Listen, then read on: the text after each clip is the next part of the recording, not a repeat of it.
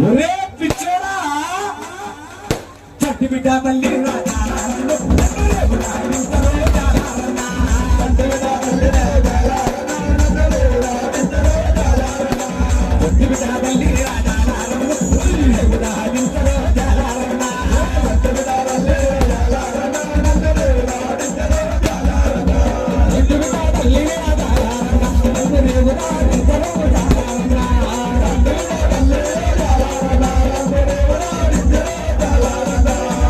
నేను చంటి బిడ్డ తల్లినిరా, నన్ను రేవు దాటించమని అడుగుతూ ఉన్నది.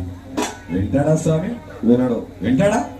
ఎందుకు వింటాడు? నిద్ర శనింది కదా, అంతేగా. వినడు.